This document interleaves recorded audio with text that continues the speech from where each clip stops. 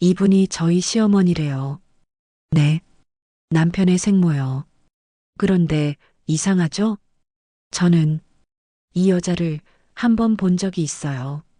정확히 말하면요. 제 결혼식 날 축의금 내고 조용히 사라졌던 어떤 아줌마였어요. 그런데 이 여자가 제 남편을 낳은 친어머니고요. 문제는요. 제 남편이 이 여자의 아들이란 걸 안 순간 우리 가정이 지옥이 됐다는 겁니다. 제 이름은 선영입니다. 올해 58이고요. 남편과는 30살 무렵 소개팅으로 만나 결혼했습니다. 우리 부부 딱히 큰 부자도 아니고 드라마처럼 애절한 연애를 한 것도 아닙니다. 그저 흔한 무난한 삶을 살아온 부부였어요. 그런데요, 이 무난함이 20년을 버텨온 제 결혼 생활의 유일한 미덕이었다는 걸 저는 나중에 알게 됩니다. 우리 남편은 참 착한 사람이에요. 큰 소리 한 번 안 내고 술도 안 하고 성실하게 일만 했죠. 시부모님도 일찍 돌아가셔서 저희는 둘이서 오붓하게 살고 있었습니다. 문제의 시작은 우리 아들이 장가가는 날이었습니다. 결혼식장에서 아주 이상한 여자를 제가 봤거든요. 그날 저는 들떠 있었어요. 아들 녀석이 어릴 적부터 얼마나 말썽꾸러기였는지 대학 취업, 연애, 결혼까지 별 탈 없이 왔다는 게 기적 같았죠. 하객들 틈에서 조용히 걸어오는 여자가 있었어요. 검은 치마에 베이지색 블라우스, 머리는 단정하게 묶었고 한쪽 팔에 작은 흉터가 있었죠. 딱히 화장을 진하게 한 것도 아니고 꾸민 것도 아니었는데 이상하게 시선이 갔어요. 이 사람이 누굴까? 어느 쪽 친척인가? 그 여자는 축의금 봉투만 조용히 내고 인사도 짧게 하고는 금세 사라졌습니다. 기억에서 지워질 법도 한데 며칠이 지나도 그 얼굴이 계속 떠올랐어요. 그러다 우연히 시댁 앨범을 정리하다가 오래된 사진 한 장을 보게 됐어요. 남편이 2살쯤 되었을 때 사진이었어요. 남편을 품에 안고 있던 젊은 여자. 카메라를 향해 미소 짓는 그 여자의 팔에도 똑같은 흉터가 있었습니다. 그 여자와 결혼식장에서 축의금 내고 조용히 사라졌던 그 여자가 같은 사람이란 걸 직감했어요. 저는 그 사진을 들고 남편에게 갔습니다. 여보, 이 여자 누구야? 남편은 사진을 보는 순간 얼굴이 굳었습니다. 어디서 났어, 이거? 시댁 앨범 정리하다가 찾았지. 이 사람 우리 아들 결혼식장에 왔던 여자야. 기억나? 그럴 리가 없어. 왜 그럴 리가 없어? 남편은 말없이 사진을 내려다보더니 손으로 찢어버렸습니다. 이 사람 얘긴 다시 꺼내지 마! 그때 저는 알았습니다. 남편에게 묻어둔 과거가 있다는 걸요. 그 여자는 단순한 하객이 아니었습니다. 며칠 밤을 고민하다가 저는 아들이 준 결혼식 영상을 다시 돌려보기 시작했어요. 그 여자는 생각보다 더 많은 장면에 잡혀 있었어요. 멀리서 조용히 지켜보는 시선, 카메라 뒤로 슬쩍 사라지는 모습, 눈빛은 너무 애틋했어요. 그건 엄마의 눈빛이었습니다. 그리고 저는 남편의 출생신고서를 찾아보기로 마음먹었습니다. 남편은 어릴 때부터 시부모에게 입양되었다고 얼핏 들은 적이 있었거든요. 그땐 별 생각 없었지만 이제와 생각하니 그 입양이 뭔가 이상했어요. 구청에 가서 발급받은 가족관계 등록부를 보자 놀라운 사실이 나왔습니다. 남편은 태어난 지 3일 만에 유기 상태로 발견돼 보호소에 맡겨졌고 그 후 지금의 시부모님이 위탁 양육으로 데려간 것이었어요. 법적으로는 입양도 아니었어요. 그냥 누군가의 호적 없는 아이였던 겁니다. 그날 밤 남편에게 다시 물었습니다. 여보, 솔직히 말해줘. 그 여자 당신 생모 아니야? 남편은 아무 말도 하지 않았습니다. 다만 처음으로 울었습니다. 아무 말 없이 그냥 울기만 했어요. 그 울음은 오랜 세월 숨겨둔 진실이 무너지는 소리였습니다. 다음 날 남편은 조심스레 말했습니다. 그 사람 어릴 때 나를 버렸던 여자야. 아니, 버린 건 아닌 것 같기도 하고 그때는 잘 몰랐지. 그냥 갑자기 없어졌어. 할머니가 데리고 살다가 어느 날부턴가 그냥 그 여자는 죽었다고 했어. 나도 그렇게 알고 컸고 그런데 몇 년 전부터 가끔씩 누가 날 지켜보는 느낌이 있었어. 처음엔 기분 탓인 줄 알았는데 결혼식장에서 내가 말한 그 여자를 나도 봤어. 그럼 왜 말 안 했어? 말하면 뭐가 바뀌는데 이미 늦었잖아. 이제 와서 뭐가 달라지겠어. 남편은 그렇게 말했지만 저는 달라질 거라는 걸 알았습니다. 이미 시작됐고 멈출 수 없는 진실의 조각들이 흩어지고 있었으니까요. 사람 마음이라는 게 참 묘해요. 그날 남편이 말없이 울던 모습이 계속 마음에 걸렸습니다. 왜 저렇게까지 했을까? 그 여자가 정말 죽은 줄로만 알고 살아온 친엄마였다면 남편은 도대체 누구 손에서 자란 걸까? 정말 그 여자는 우리 결혼식장에 그냥 얼굴만 보러 온 걸까? 저는 결국 직접 알아보기로 했습니다. 남편 몰래 그 여자를 찾아보기로 한 거죠. 결혼식장 사진 속에서 여자 얼굴이 또렷하게 나온 컷을 확대해 출력하고 사진관 사장님께 양해를 구해 인물 인식을 맡겼습니다. 요즘은 사진만으로도 신원을 추적할 수 있는 시대니까요. 그리고 며칠 후 예상보다 빠르게 전화가 걸려왔습니다. 사모님, 이분요. 근처 재개발 지역에 있는 노인복지센터에서 자원봉사를 자주 하시더라고요. 이름은 김화자 씨, 나이는 76, 혼자 사신 지 꽤 됐고 자녀는 없다고 하셨대요. 김하자. 들어본 적 없는 이름이었지만 그 순간 확신이 들었습니다. 저 여자가 맞구나. 다음 날 아침 저는 센터 앞으로 향했습니다. 사람들 사이에서 따뜻한 차를 나누어 주는 중년 여성이 있었고 그 모습은 사진 속 그 여자와 똑같았습니다. 저기요, 김하자 씨 맞으시죠?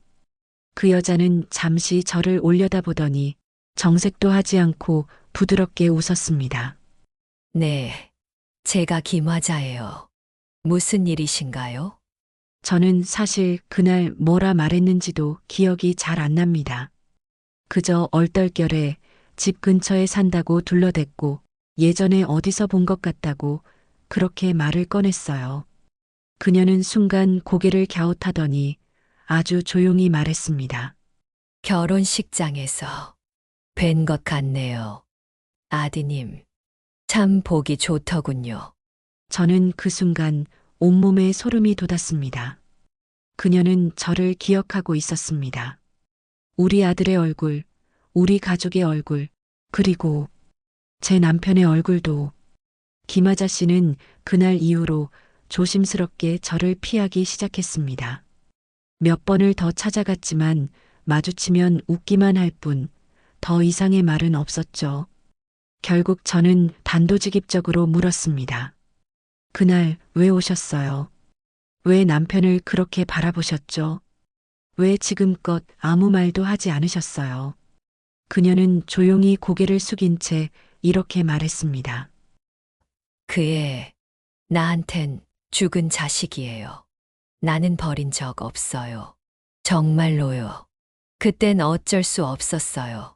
20살도 안 됐던 계집애가 혼자서 아이를 키울 수가 없었어요. 외할머니가 내 아들을 데리고 시골로 내려갔고, 그 후로 난 아무것도 들을 수 없었어요. 그 애가 어찌 사는지도 몰랐고, 그냥 죽은 줄로만 알았어요. 그럼 왜 이제 와서 찾아오신 거예요? 그녀는 울먹이며 말했습니다. 아니에요. 찾아간 거 아니에요. 그저 한 번만 멀리서라도 보고 싶었어요. 내가 낳은 아이가 잘 살고 있는지 그게 전부였어요. 나도 다시는 안 보려 했어요. 하지만 제가 당신 아내인 걸 아셨어요? 처음엔 몰랐죠. 근데 결혼식장에서 둘이 함께 서 있는 걸 보는데 심장이 멎는 줄 알았어요. 내가 낳은 아들이, 내 아들이. 그녀는 더 이상 말을 잇지 못하고 그대로 눈물을 흘렸습니다. 집으로 돌아오는 길 머리가 멍해졌습니다. 그녀는 몰랐던 겁니다. 그 아들이 자기 친아들이라는 건 알고 있었지만 그 아내가 자신의 또 다른 아이일 수 있다는 가능성은 전혀 없었던 거죠. 하지만 저는 그날 이후 문득문득 그런 생각이 들기 시작했습니다. 혹시라도 이게 단순히 친모와 아들 이야기만은 아닐 수도 있다는 불길한 생각이요. 그리고 결국 한 장의 종이에서 그 지옥의 문이 열렸습니다. 가족관계 증명서, 남편의 출생기록, 그리고 김하자라는 여자의 과거 주민등록상 가족관계. 김하자, 딸 선영, 아들 재민, 선영, 제 이름이에요. 제 이름이 분명히 거기에 적혀 있었어요. 저는 그 여자의 딸이었습니다. 그날 이후 저는 한동안 아무 말도 하지 못했습니다. 남편과 마주 앉아 밥을 먹는 것도, 같이 TV를 보는 것도, 함께 잠드는 것도, 이제는 전혀 다른 의미로 다가왔습니다. 같이 살아온 28년, 아이를 낳고 키우고 함께 나눈 수많은 시간들, 그게 전부 죄가 되어버린 기분이었습니다. 그런데 제일 끔찍했던 건 따로 있었어요. 남편은 아직 아무것도 모르고 있다는 사실. 저는 그와 함께 태어났고 같은 여자의 뱃속에서 나왔고 하지만 서로 그 사실을 모른 채 사랑했고 결혼했고 가정을 꾸렸다는 것. 이건 누가 잘못한 걸까요? 우리가 죄인일까요? 아니면 이 지독한 운명이 죄일까요? 며칠 동안 저는 무기력하게 지냈습니다. 밥도 안 넘어가고 잠도 오지 않고 거울을 볼 용기도 없었어요. 그러던 중 남편이 조심스럽게 물었습니다. 당신 무슨 일 있어? 저는 피식 웃으며 대답했습니다. 아니야, 그냥 피곤해서 그래. 그 순간 저는 깨달았습니다. 이제는 이걸 말해야 한다는 걸요. 숨기면 숨길수록 더 깊은 구렁텅이로 빠져들 거라는 걸요. 그날 밤 저는 남편을 마주보고 앉혔습니다. 우리 이야기 좀 해. 남편은 제 얼굴을 보며 고개를 끄덕였어요. 나 당신 생모를 만났어. 남편의 눈동자가 흔들렸습니다. 만났다고? 어떻게? 사진 보고 추적했어. 그리고 직접 갔어. 남편은 묵묵히 듣고만 있었습니다. 저는 그제야 마지막 한마디를 꺼냈어요. 그 여자가 내 엄마였어. 그 말이 떨어지는 순간 남편의 표정이 완전히 무너졌습니다. 무슨 소리야? 그게 무슨? 그 사람 김하자 씨. 그 여자의 딸 이름이 선영이래. 그리고 아들이 재민이래. 당신 이름 재민이잖아. 남편은 천천히 입을 다물고 고개를 떨궜습니다. 그리고 아주 길게, 아주 깊게 숨을 내쉬었습니다. 그럼 우린 응, 이복남매야. 남편은 한참 동안 아무 말도 하지 않았습니다. 저는 그 침묵 속에서 우리가 함께한 28년이 천천히 무너져 내리는 소리를 들었습니다. 다음 날 남편은 짐을 싸서 집을 나갔습니다. 어디로 가는지 묻지 않았고 그는 말하지 않았습니다. 그로부터 2달이 지났고 지금 저는 혼자입니다. 이혼을 준비 중이고 아들에게는 아직 아무 말도 하지 않았습니다. 그 아이에게 이걸 어떻게 말해야 할까요? 그 아이는 이제 곧 아빠가 됩니다. 하지만 그 아이의 아버지는 제 오빠이기도 합니다. 이게 지옥이 아니라면 뭐가 지옥일까요? 그래도 언젠가는 진실을 마주하게 될 그날을 위해 저는 오늘도 기록을 남깁니다. 그날 결혼식장 구석에서 조용히 축의금을 건넨 그 여자의 눈빛이 자꾸만 떠오릅니다. 사랑해서 떠나야 했던 여자, 사랑을 알지 못한 채 살아온 남자, 사랑을 믿었던 나, 그리고 사랑이 죄가 된 우리. 이것이 저의 이야기입니다.